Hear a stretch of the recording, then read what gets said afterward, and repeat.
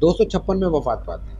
صحاح ستہ جس کو کہتے ہیں وہ 6 کتابیں ہیں، بخاری ہے، مسلم ہے، ترمذی ہے، ابو داؤد ہے، نسائی ہے اور ابن ماجہ ہے۔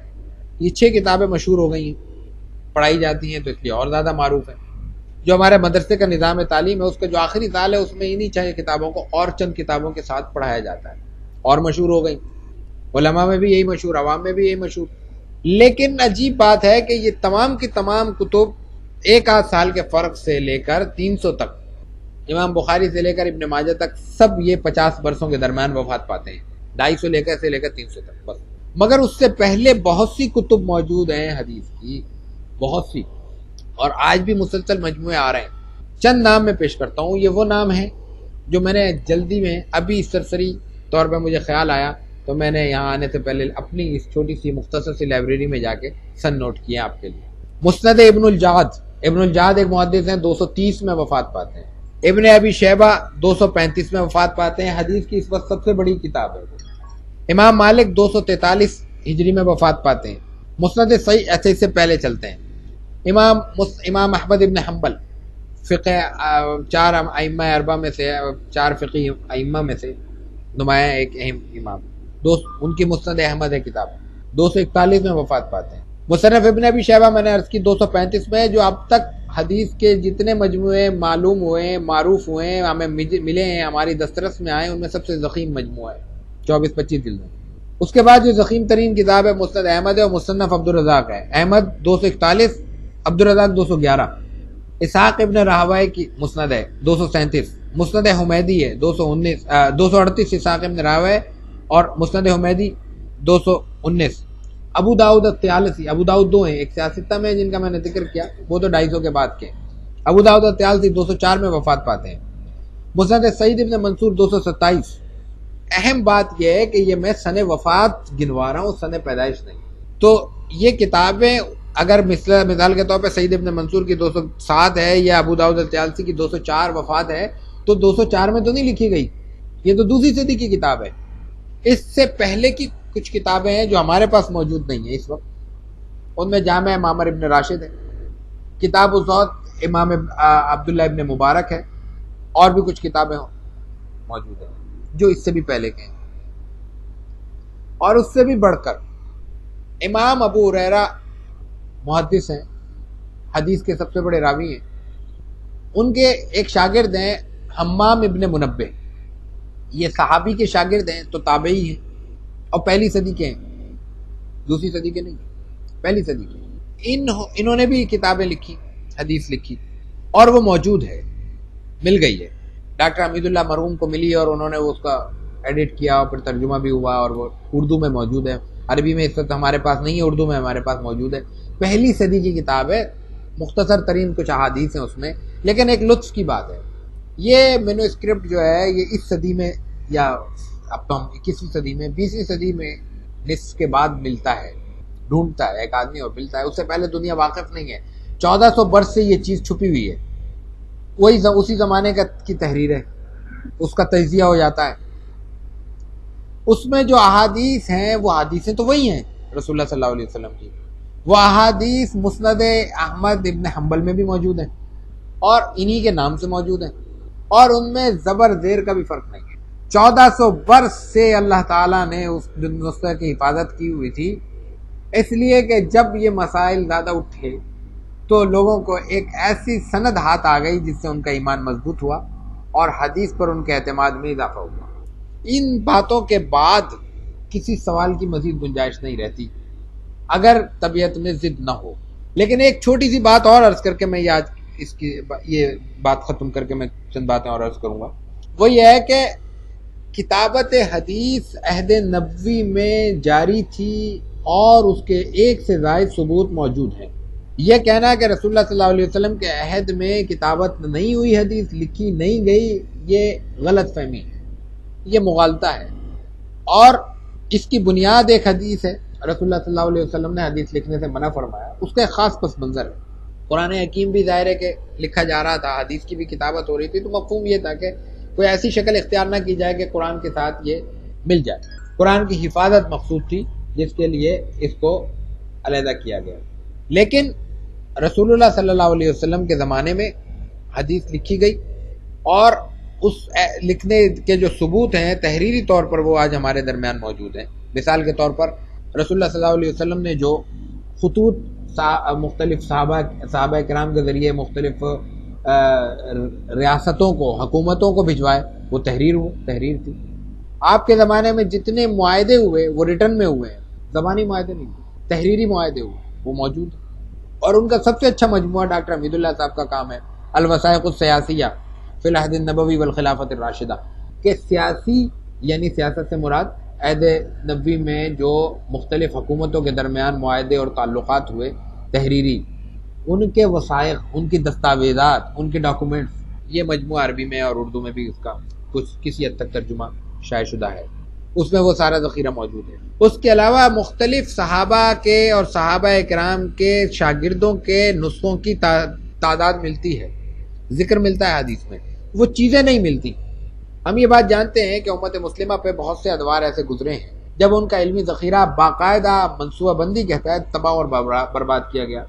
سقوط بغداد کے واقعات جب ہم سنتے ہیں اور پڑھتے ہیں تو اس میں باقاعدہ کتابوں کی تباہی کا اور کتابوں کی لائبریریوں کو ختم کرنے کا اور فنا کرنے کا ایک جذبہ اور ایک عنصر دشمن قوتوں کی طرف سے نظر آتا ہے۔ ان حادثات کے نتیجے میں اور پھر حکومتیں ہماری بدلتی رہی ہیں، پہلے عہد نبوی میں مدینہ آپ کا قیام ہے، پھر آپ دوسری جگہوں پہ چلے جاتے ہیں، پھر حکومتیں بدل رہی ہیں، کبھی بغداد ہے، کبھی اسپین میں آپ کا غلبہ ہوتا ہے، کبھی سلطنت عثمانیہ کے نتیجے میں ترکی پھر اس کا مرکز بن جاتا ہے۔ تو یہ جو تبدیلیاں ہوتی ہیں، ایک شخص چھوٹا سا گھر ایک مکان سے دوسرے مکان میں اپنی رہائش شفٹ کرتا ہے، منتقل کرتا ہے، تو اس کی فائلیں ضائع ہو جاتی ہیں، برسوں نہیں ملتی، پوری ریاستیں تبدیل ہو رہی ہیں، پوری حکومتیں تبدیل ہو رہی ہیں، قتل و غارت گری کی ایک ایسی وبا ایک دم درمیان میں آ جاتی ہے کہ مسلمانوں کے لیے اپنی جان بچانا مشکل ہو جاتا ہے۔ ان مینواسکرپٹس کو کون سنبھالے گا؟ کتابوں کی حفاظت کون کرے گا؟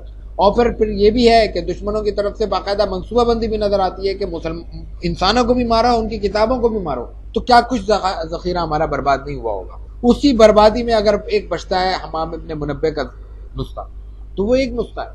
حدیث سے ہم حدیث کی بات کر رہے ہیں، اگر ہم سیرت کی بات کریں، مغازی کی بات کریں، تو اس عہد کے درجنوں نسخے ہیں جن کا نام کتابوں میں ملتا ہے کہ انہوں نے کتاب لکھی ہے، ان میں تابعین ہیں، تابعین ہیں، ایک چند 2 3 4 نسخوں کے علاوہ 6 نسخے سمجھ لیں، کتابیں ہمارے پاس موجود نہیں ہیں، لیکن انہی چیزوں کا ذخیرہ آگے نسلاً منتقل ہوتا رہا ہے۔ مثال کے طور پہ یہ جو حمام ابن منبہ ہیں، میں نے عرض کیا یہ پورے کا پورا ذخیرہ یہ کتاب نہ ملتی، امت کا نقصان نہیں تھا، یہ تو صرف اعتماد، حدیث پر اعتماد اور اعتبار میں اضافہ کیا، مسلمانوں کے ایمان میں اضافہ کیا۔ یہ باتیں تو موجود تھیں مسند احمد میں بھی اور دوسری کتب میں بھی۔ تو اگر مغازی ابان بن عثمان نہیں ملتی ہے، مغازی ابو معاشر سندھی نہیں ملتی ہے، تو وہ موسیٰ بن عقبہ کے یہاں موجود ہے، موسیٰ بن عقبہ کی کتاب نہیں ملتی ہے تو وہ واقدی کے یہاں موجود ہے، ابن اسحاق کے یہاں موجود ہے۔ یہ تمام چیزیں کسی نہ کسی درجے میں ہمارے پاس محفوظ ہو گئیں، لیکن سند ایک اور چیز ہوتی ہے۔ سند کا مفہوم یہ ہوتا ہے کہ چیز کو بالکل آگے تک لے جایا جائے، سنی سنائی بات پر اعتماد نہ کیا۔ اس لیے مسلمانوں نے کوشش کی ہے کہ عہد نبوی کے قریب ترین کے ذخیرے ان تک پہنچے۔ یہ گفتگو تھی حدیث اور ضرورت حدیث اور حجیت حدیث کے حوالے سے، لیکن حدیث میں کچھ اصطلاحات بھی آتی ہیں، بیان ہوتی ہیں۔ وہ جب حدیث کی اصطلاحات بیان ہوتی ہیں، چونکہ اس کے پس منظر سے واقفیت نہیں ہوتی تو وہاں بھی بعض اوقات مغالطہ ہوتا ہے، اور چونکہ آگے ہم نے حدیث ہی بیان کرنی ہے تو اس لیے بھی ضروری ہے کہ ہم سرسری طور پر دیکھ لیں، چونکہ وہ اصطلاحات ہیں، ممکن نہیں ہے کہ وہ ہم ایک بار سن کر ان کو یاد بھی رکھ سکیں، لیکن ایک بار ذہن سے گزر جائیں تو آئندہ ان کو دہرانے میں ہمیں سہولت ہوگی۔ حدیث کے بنیادی طور پر 4 قسمیں بیان کی جاتی ہیں۔ حدیث قدسی جو اللہ نے فرمایا لیکن وہ قرآن میں نہیں ہے، رسول اللہ صلی اللہ علیہ وسلم کے ذریعے آیا ہے، وہ حدیث قدسی ہے، مشہور حدیث ہے۔ اللہ تعالیٰ فرماتا ہے انا عند ظنی عبدی بی، بندے کا جو میرے متعلق گمان ہے میں اس کے مطابق کرتا ہوں اس کے ساتھ، یہ حدیث قدسی ہے۔ یہ حدیث مرفوع نہیں کہلاتی، یہ یوں ہوتا ہے کہ اللہ نے فرمایا۔ حدیث قدسی کیا ہوتی ہے؟ اللہ نے فرمایا۔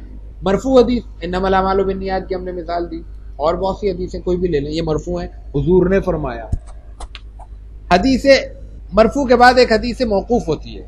موقوف کا مطلب ہے کہ وہ اللہ نے فرمایا، وہ رسول نے فرمایا، یہ صحابی نے فرمایا، لیکن صحابی یہ نہیں کہتے کہ میں نے حضور سے سنا ہے، میں نے ابھی وضاحت کی کہ یہ بھی حدیث ہے۔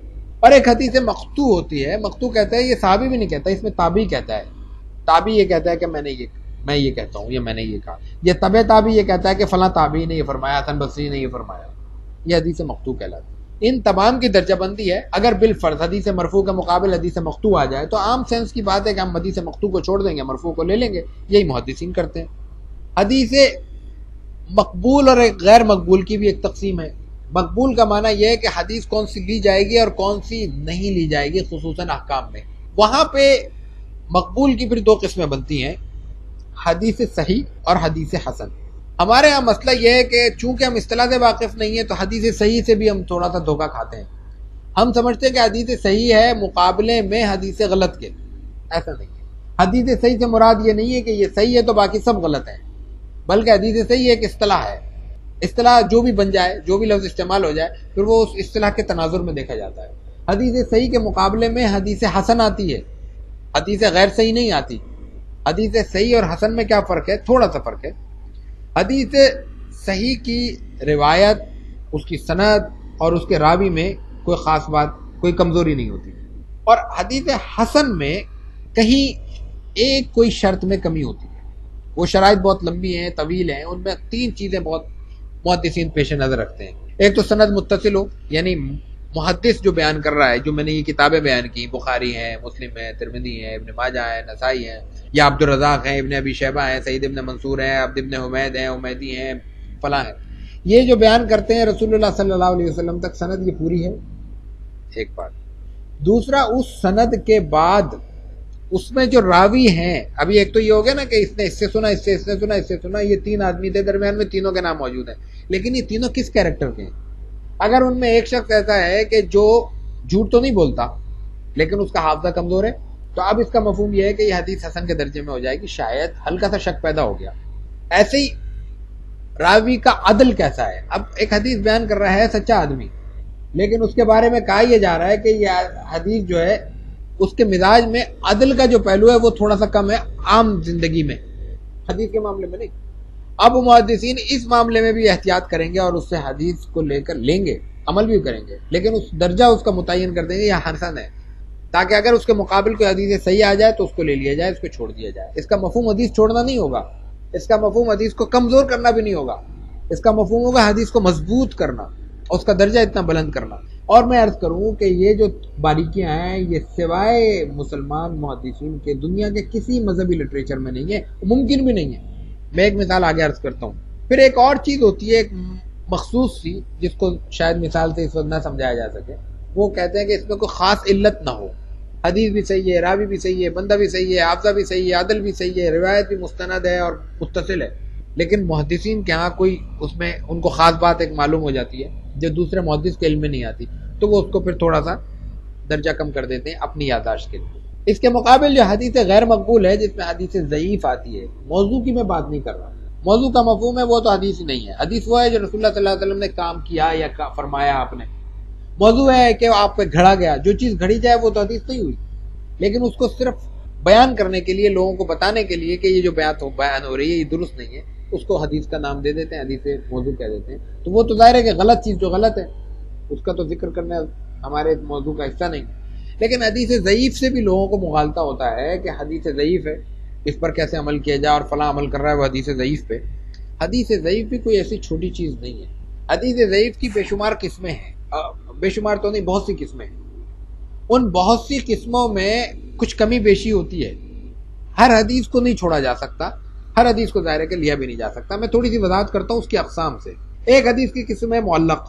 معلق کا مفہوم یہ ہے کہ جہاں سے سند شروع ہو رہی ہے وہاں ایک راوی موجود نہیں ہے، اب یہ شک پیدا ہو گیا جو راوی موجود نہیں ہے وہ پتہ نہیں ثقہ ہے یا غیر ثقہ ہے، اس نے بات خود سنی ہے یا کسی اور سے سنی ہے، نام اس کا لے لیا، باقی راوی صحیح ہے۔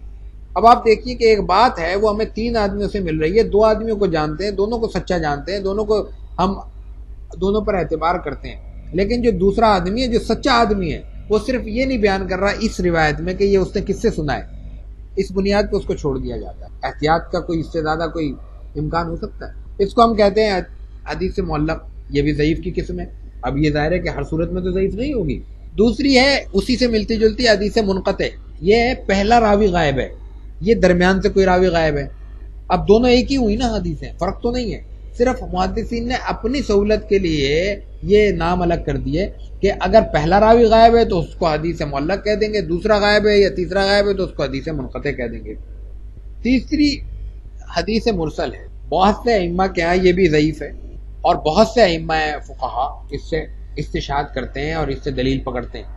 حدیث مرسل یہ ہے کہ تابعی رسول اللہ صلی اللہ علیہ وسلم سے بات نقل کرتا ہے۔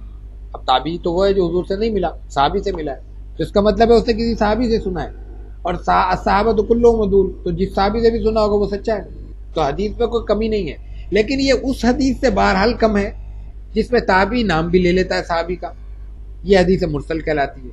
ایک حدیث معطل ہے، میم عین ضاد اور لام، اس کا مفہوم ہے کہ یہاں تو تھا نا کہ اب تک کہ ایک راوی غائب ہے، تابعی غائب ہے یا پہلا غائب ہے یا دوسرا غائب ہے یا تیسرا غائب ہے۔ معطل کا مطلب ہے دو درمیان سے کم ہے، تو اب اور درجہ کم ہو گیا کہ دو راوی نہیں ہے۔ یہ حدیث کی جو چار قسمیں بیان ہوئی ہیں یہ وہ ہیں جن سے استدلال کیا جاتا ہے، اور ان سے عموماً جو عام زندگی کے معاملات ہیں وہ ان پر عمل کیا جاتا ہے، فضائل کی چیزیں وغیرہ وغیرہ، البتہ ان سے احکام ثابت نہیں ہوتے۔ حکم ثابت کرنے کا تو مطلب یہ نا کہ بڑی ایتھینٹسٹی کے ساتھ کیا جائے کہ یہ واقعی مستند طور پہ یہ بات ہوئی ہے، یہ کام ہوا ہے۔ اس کے علاوہ تین چیزیں اور ہیں جن سے عموماً بچنا چاہیے اور بچا جاتا ہے۔ ایک ہے حدیث راوی کے لیے حوالے سے، اس کو حدیث کو کہتے ہیں متروک۔ راوی ایک ایسا ہے، سارے نہیں، میں پھر وضاحت کر دوں، پوری حدیث کی چین میں ایک راوی ایسا ہے جو متروک ہے، یعنی وہ جھوٹا ہے عام زندگی میں، حدیث کے معاملے میں نہیں، یا حدیث کے معاملے میں بھی جھوٹ بولتا ہے لیکن عام معاملے میں وہ کوئی سچ جھوٹ کا خیال نہیں رکھتا، تو حدیث اس سے نہیں لی جائے گی، کیا پتہ غلط بیان نہیں کر دے۔ دوسرا ہے شاذ۔ شاذ کا مفہوم یہ ہوتا ہے کہ ایک آدمی ہے، وہ ثقہ ہے، اس قابل اعتماد ہے، وہ دوسرے قابل اعتماد شخص کی بات کی نفی کر رہا ہے۔ ایک حدیث حضور سے یہ ثابت ہے، ایک یہ ثابت ہے، دونوں راوی ہیں، دونوں ثقہ ہیں، لیکن یہ اس کی مخالفت کر رہا ہے، یہ کہتا ہے حضور نے یہ کیا، یہ کہتا ہے یوں کیا، صحابی نہیں، بات کے راوی۔ اب شک پیدا ہو گیا، اس کو چھوڑ دیا جائے گا۔ اور تیسری روایت کی قسم ہے جو چھوڑی جاتی ہے وہ منکر۔ منکر کا مطلب ہے کہ ثقہ کی مخالفت، راوی کو وہم ہو، یعنی راوی ایسا ہے جو بھول جاتا ہے اور اہل سنت کے عقائد کے علاوہ کوئی عقیدہ رکھتا ہے، اگر یہ دو باتیں اس زمانے میں، اور خصوصاً دوسری تیسری صدی میں بہت سے عقائد ایسے پیدا ہوئے، معتزلہ تھے، خوارج تھے، پھر جہمیہ تھے، قدریہ تھے، ادریہ تھے، لادریہ تھے، چھوٹے چھوٹے، کیونکہ یونان کا فلسفہ آ رہا تھا، یونان کی فکر پہ سامنے آ رہی تھی، تو اس کے نتیجے میں مختلف ذہنوں میں عقائد کی صورتیں پیدا ہو رہی تھیں، وہ چیزیں وقت کے ساتھ ساتھ گزر گئیں، ختم ہو گئیں، صاف ہو گئیں۔ وہ جو اس نوعیت کے عقائد ہوتے تھے جس میں ایسی باتیں ہوتی تھی جو اہل سنت کے بنیادی عقائد کے بالکل برعکس ہوتی تھی یا خلاف ہوتی تھی، ان کو اس وقت اہل بدعت کہتے تھے وہ۔ تو اگر کوئی ایسا راوی ہے جو اہل سنت کے عقائد سے ہٹ کر کوئی عقیدہ رکھتا ہے اور وہ یہ بیان کر رہا ہے، تو ممکن ہے کہ وہ ایسی بات کر دے جس سے مفہوم اس کو اپنے عقیدے کو ثابت کرنا ہو، اس کا مقصد، اس لیے اس کی روایت کو بھی ضعیف قرار دیا جاتا ہے اور منکر کہتے تھے۔ تو یہ جو متروک اور شاذ اور منکر راوی ہیں، ان کو عام طور پر یہ بھی ضعیف ہے۔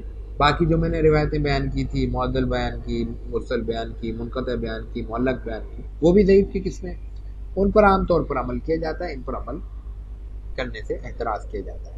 عوام میں ایک چیز مشہور ہو گئی ہے کہ صرف بخاری صحیح ہو، دوسری چیز مشہور ہو گئی ہے کہ صحیح حدیث ہوگی تو ہم عمل کریں گے، ضعیف پہ عمل نہیں ہونا چاہیے، فلاں حدیث ضعیف ہے، تو وہ حدیث کو نہ سمجھنے کی وجہ سے۔ دوسرا، محدثین کا ایک اپنا طریقہ کار ہے، اس طریقہ کار کو سمجھنے کی وجہ سے۔ مثال کے طور پہ ہمارے یہاں مشہور ہو گئے امام بخاری کا اپنا مقام ہے، اس سے کوئی انکار نہیں، لیکن اور پھر اس کے مقابلے میں بعض اوقات امام مسلم کو بھی کوئی مقام نہیں دیتے۔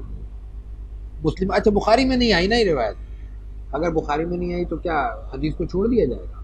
بخاری میں جو روایتیں ہیں وہ تو 1/4 بھی نہیں ہے، 1/5 بھی نہیں ہے، جو مجموعہ ہے، ذخیرہ ہے، اس کا 25واں 20واں 15واں حصہ بھی بخاری میں نہیں ہے، باقی ذخیرہ بھی تو ہمارا ہے، رسول اللہ صلی اللہ علیہ وسلم کا ہے۔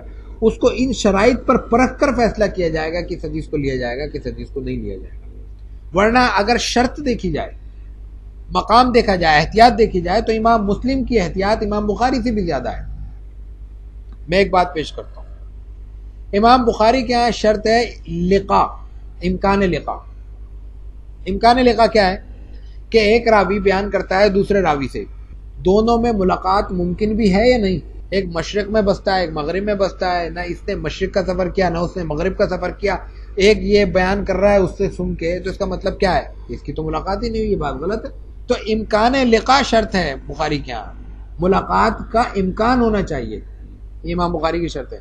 مسلم اس سے آگے بڑھتے ہیں، وہ امکان لقاء نہیں، ملاقات شرط ہے۔ امکان لقاء یہ کہ دونوں ایک زمانے میں موجود ہیں، ایک جگہ موجود ہیں، دونوں ناظم آباد میں رہتے ہیں، ملے ہوں گے، کبھی نہ کبھی تو ملے ہی ہوں گے۔ وہ یہ کہتے ہیں نہیں دونوں ملے ہیں، کوئی گواہ ہے تو ان کی حدیث قبول کی جائے گی، ورنہ ان کا درجہ کم ہے، حدیث مانی جائے گی لیکن وہ صحیح میں نہیں آئے گی، پھر وہ یعنی ان کے مقام و مرتبے کی نہیں ہوگی۔ یہ مقام ہے حدیث کا، یہ حدیث کے عنوان ہے، یہ حدیث کے مرتبہ اور درجہ ہے، یہ محدثین کی خدمات ہیں۔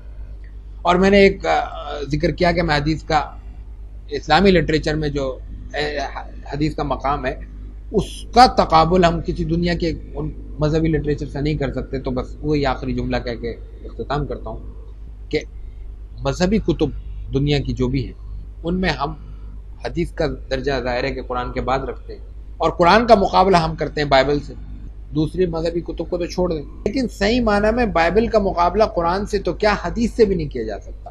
اس سے انجیل مراد نہیں ہے، تورات مراد نہیں ہے، زبور مراد نہیں ہے جس کے مجموعے کا نام بائبل ہے، بلکہ بائبل سے وہ کتاب مقدس مراد ہے جو اس وقت آج ہمارے ہاتھوں میں موجود ہے۔ اس لیے کہ حدیث کے آج ہم ایک نہیں بہت سے متون دلیل کے ساتھ، دعوے کے ساتھ، اہتمام کے ساتھ، اطمینان کے ساتھ، اعتماد کے ساتھ پیش کر سکتے ہیں کہ جناب رسول اللہ صلی اللہ علیہ وسلم نے یہ قول فرمایا ہے۔ بہت سی حدیثیں وہ ہیں جو آپ کے اقوال نہیں ہیں بلکہ وہ روایتیں معنوی ہیں کہ بھئی ایک صحابی نے ایک بات دیکھی، آپ سے سنی، اپنے الفاظ میں بیان کر دی، تو وہ یہ تو نہیں کہہ سکتے کہ یہ الفاظ بھی رسول اللہ صلی اللہ علیہ وسلم کے تھے، لیکن بہت سی چیزیں تو آپ کے الفاظ ہیں، ہمیں معلوم ہے یہ آپ نے فرمایا ہے۔ آپ نے فرمایا رفقا بالقواریر، آپ نے فرمایا انما الاعمال بالنیات، آپ نے بے شمار مواقع پہ مختلف جو الفاظ فرمائے وہ موجود ریکارڈ پر، ٹھیک ہے۔ بائبل کا تو آج تک یہ علم نہیں ہے کہ وہ کس زبان میں لکھی گئی تھی۔ آج بائبل عربی میں بھی ہے، انگریزی میں بھی ہے، اردو میں بھی ہے، اور زبانوں میں بھی ہے، لیکن اس کا جو اصل نسخہ تھا وہ کس زبان میں تھا کسی کو علم نہیں ہے۔ پہلا جو اس کا مینوسکرپٹ ہے جس سے وہ منتقل ہوا اور یا اس کے بعد آگے اشاعت کی شکل آئی، وہ کس میں تھا؟ یونانی میں تھا، عبرانی میں تھا، سریانی میں تھا، آج تک نہیں بیان کر سکے۔ اچھا وہ نسخہ کون سا ہے جس سے یہ نقل ہو رہا ہے؟ وہ موجود ہو تو سارے اختلاف ختم ہو جائیں، وہ بیان نہیں کر سکے۔ اور اسی کے ساتھ ساتھ ایک چھوٹی سی بات اور بھی جس سے ہمارا حوصلہ بڑھتا ہے، اطمینان ہوتا ہے، ہمارے یہاں فرقہ وارانہ مسائل بہت ہیں، کسی کو اس پہ اختلاف نہیں ہے کہ قرآن کریم کے 30 پارے ہیں اور 114 صورتیں ہیں۔ وہ مغرب جو ہمارے فرقہ واریت کو ہوا بھی دیتا ہے اور ہمیں اس معاملے میں متون بھی کرتا ہے، اس کے اپنے ہاں جو صرف عیسائی مکتب فکر ہے جو ایک مذہب ہے، اس کے زیادہ تر فرقوں کی الگ بائبل ہے۔ ایک بائبل والا دوسرے بائبل کے بہت سے حصوں کا انکار کرتا ہے، ان کی جو بنیادی کتاب ہے اس پر ان کو اتفاق نہیں ہے۔ یہ باتیں ہمارے حوصلوں کو بڑھانے والی ہیں، لیکن ہماری ذمہ داریاں بھی اس سے بڑھتی ہیں کہ ہم اتنے بڑے ذخیرے کے وارث ہیں تو اس کو جانیں، اس کو سمجھیں، اس کو پڑھیں، اپنی زندگیوں کا حصہ بنائیں اور پھر اس کو آگے پھیلانے میں بھی اپنا حصہ شامل کریں۔ اللہ تعالی ہمیں عمل کی توفیق عطا فرمائے، ہمارے لیے ہم دین کی صحیح فہم اور سمجھ عطا فرمائے، اور قرآن حکیم اور سنت اور سیرت طیبہ سے ہمارا قلبی اور عملی تعلق استوار فرمائے۔ آخر میں پھر اس بات کی وضاحت کر دوں کہ آئندہ درس انشاءاللہ ہر انگریزی مہینے کی آخری اتوار کو منعقد ہوا کرے گا، اور انشاءاللہ پورے 12 بجے ہم درس کا آغاز کریں گے اور 1 بجے سے پہلے ہم اس کو ختم کر دیں گے۔ اور اس کے ساتھ ساتھ یہ بھی وضاحت کہ آئندہ انشاءاللہ ہم باقاعدہ حدیث کا آغاز کریں گے۔ وآخر دعوانا